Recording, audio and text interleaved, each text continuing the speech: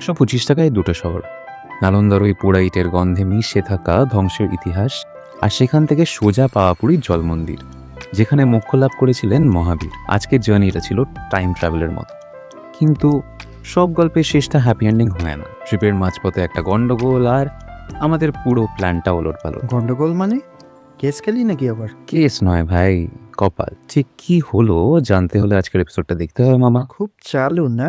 Obviously, after all তোর বন্ধু না। আজকে জানুয়ারি মাসের 3 তারিখ 2026, আর এখন রাজগীর থেকে আমরা বেরিয়ে পড়ছি নালন্দার উদ্দেশ্যে। আর আমরা ধরেছি হলো লোকাল বাস, যেটা একেবারে নালন্দা অব্দি যাবে, আর 25 টাকা করে ভাড়া। সকালের রাজগীর জানলার বাইরে দিয়ে সরে যাচ্ছে মগধের গ্রামগঞ্জ, বাসের চাকায় গতি আর মনে নতুন কিছু দেখার উত্তেজনা। আর পকেটে ওই 25 টাকার টিকিট, ওটাই আসল শান্তি। লাল সিঙ্গারাটা কেমন খেতে? দারুণ দারুণ আমরা নালন্দা বাস স্ট্যান্ডে নেমে গেছি, আর এবার এখান থেকে একটা টোটো নিয়ে নিয়েছি। টোটো নিচ্ছে 10 টাকা করে। আমরা একবারে নালন্দার সাইটে বসে যাবো। চারপাশের হাওয়াতে যেন একটা পুরনো গন্ধ। আমরা এগিয়ে চলেছি ইতিহাসের এক বিশাল তিলোত্তমার দিকে। আমরা এখন এসে পড়েছি নালন্দায়, আর ইন্ডিয়ান সিটিজেন্সদের জন্য 40 রুপিস করে টিকিট। আর এই সেই নালন্দা। 5ম শতাব্দীতে গুপ্ত সম্রাট কুমারগুপ্তের হাতে তৈরি এই মহাবিহার ছিল এশিয়ার জ্ঞানের কেন্দ্রবিন্দু। চায়না, জাপান, কোরিয়া থেকে ছাত্ররা আসতো এখানে।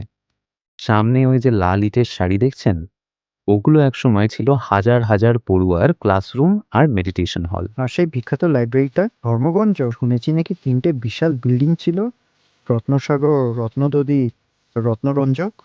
একদম ঠিক, রত্নসাগর নাকি ছিল 9 তলা উঁচু, ভাবা যায়। কিন্তু 12শ শতাব্দীতে বখতিয়ার খিলজি যখন আক্রমণ করেন, তখন সব শেষ। শোনা যায় লাইব্রেরির লক্ষ লক্ষ পুঁতি নাকি টানা 3 মাস ধরে চলেছে। আগুনের শিখা আর ধোঁয়ায় ঢেকে গিয়েছিল মগধের আকাশ। ওহ, গায়ে কাটা দিচ্ছে ভাই। তার মানে আমরা এখন ছায়ের ওপর দাঁড়িয়ে আছি। অনেকটা তাই। তবে নালন্দার এই ধ্বংস আর সৃষ্টির কমপ্লিট হিস্ট্রি নিয়ে গল্প বলি অভিযাত্রিক স্টাইলের একটা গাইডেড ট্যুর আসছে নেক্সট উইকে। আজ শুধু এই নীরবতাটাকে ফিল কর। এই ইটের পাঁজরগুলোরও কিন্তু নিজস্ব একটা ভাষা আছে। তো কেমন লাগলো নালন্দা? এই সেই নালন্দা যা পৃথিবীর প্রথম রেসিডেন্সিয়াল ইউনিভার্সিটি। আর এখন আমরা বেরিয়ে যাচ্ছি পাওয়াপুরীর উদ্দেশ্যে। তো চলুন পাওয়াপুরীতে দেখা হচ্ছে। তো লাল, কেমন লাগলো নালন্দা? ভালোই লাগলো। 300 খসলো। গাইডকে দিতে হলো। ওফ, পুরো লোকালসের মতন ঘুরছিস তো, দারুণ লাগছে না? হ্যাঁ রে ভাই, একদম অদ্ভুত লাগছে।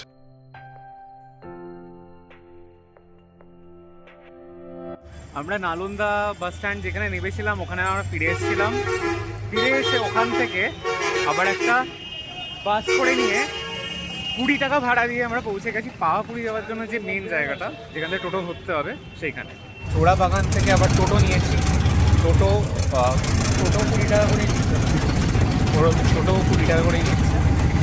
টোটো আমাদের নিয়ে আছে জল মন্দিরের একদম সামনে পাওয়াপুরী, ঠিক আছে? দেখবেন কত ইজিলি এখানে রাজগীরে এলে নালন্দার পাওয়াপুরী ঘুরে নেওয়া যায় উইদাউট রেজার্ভেশনের এক গাদা খরচা আর গাড়ি এইসব না করে। লোকালি খুব ভালো লাগে। নালন্দার ইতিহাস ছেড়ে এবার আমরা এসেছি শান্তির খোঁজে। জৈন ধর্মের 24তম তীর্থঙ্কর ভগবান মহাবীরের নির্বাণ লাভের স্থানে আমরা এখন আছি, যার নাম পাওয়াপুরী বা আপাপুরী। আপাপুরী মানে হচ্ছে পাপহীন নগরী। নালন্দার ওই ভারী ভারী ইতিহাসের পর পাওয়াপুরী যেন এক পশলা শান্তির বাতাস। জৈনদের 24তম তীর্থঙ্কর ভগবান মহাবীর এখানেই 72 বছর বয়সে নির্বাণ লাভ করেছিলেন। জায়গাটার নাম আপাপপুরী, মানে যেখানে কোনো পাপ নেই। আচ্ছা, এই মন্দিরটারও কোনো গল্প আছে নাকি ভাই? মারাত্মক ইন্টারেস্টিং গল্প আছে ভাই। মহাবীর যখন এখানে দেহত্যাগ করেন, তখন তার নশ্বর দেহে ছাই আর পবিত্র মাটি সংগ্রহ করার জন্য ভক্তদের এত ভিড় হয়েছিল যে মাটি খুঁড়তে খুঁড়তে এখানে একটা বিশাল গর্ত তৈরি হয়। কালক্রমে সেটাই পরিণত হয় এই বিশাল সরোবরে। পরে এখানে তৈরি হয় এই শ্বেত পাথরের জল মন্দির। বাপস, ভক্তির চোটে পুকুর তৈরি, ভাবা যায় না। একদম। এখানকার এই শান্ত জল, অজস্র পদ্ম ফুল আর ডুবন্ত সূর্যের আভা, সব মিলিয়ে মনে হয় স্বর্গের খুব কাছে চলে এসেছি। নালন্দার আগুনের গল্পের ঠিক উল্টো পিঠ এই শীতল জল মন্দির। মনটা চার্জ জুড়িয়ে গেল রে।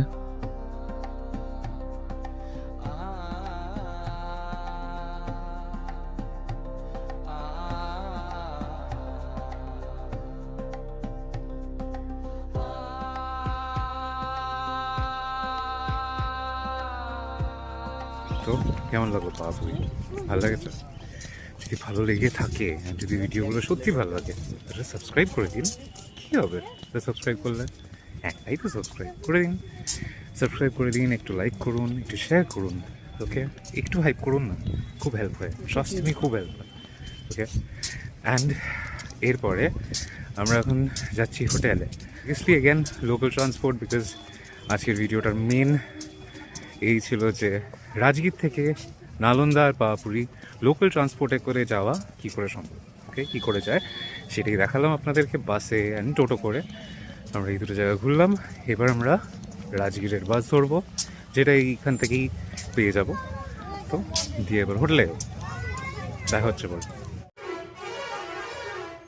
বাপস, কি বিকট হর্ন! Bihar speciality brother. আজ 5ই জানুয়ারি 2026, আর আজকে হওয়ার কথা ছিল আমাদের third day of trip, but কিছু মেডিকেল এমার্জেন্সিজ এসে পড়েছে, যে কারণে আমাদেরকে আজকেই বাড়ি ফিরে যেতে হচ্ছে। সো থার্ড ব্লকটা হলো না, অনেক কিছু বাকি থেকে গেল। শান্তিস্তূপ, গৃধাকূট পর্বত, জরাসন্ধের বৈঠক, বিম্বিসার জেল, অনেক কিছুই থেকে গেল। বাট ডেফিনেটলি আমরা ফিরবো, আর আমি যখনই ফিরবো আপনাদেরকে নিয়ে আসবো। ওকে, সো এই সিরিজটা আমরা টু বি কন্টিনিউড বলি। আর নেক্সট উইক নতুন ভিডিও আসছে, something totally new. Okay, please দেখবেন। অ্যান্ড জানাবো এতদিন সাথে আছেন, আমাদের সাথে থাকবেন। যদি সাবস্ক্রাইব না করে থাকেন তাহলে প্লিজ সাবস্ক্রাইব করে নিন, আর সাথে থাকুন। আর একটু লাইক করবেন, একটু শেয়ার করবেন, একটু কমেন্ট করবেন, তাতে আমরা আরেকটু হাইপড হই, বাস আর কি। তাহলে যতদিন নেক্সট ভিডিও না আসে ততদিন এই ভিডিওগুলো দেখুন, আর সুস্থ থাকুন, ভালো থাকুন, আর সবাই পাশে থাকুন। গল্প বলি অভিযাত্রীকে, মজা আসবে।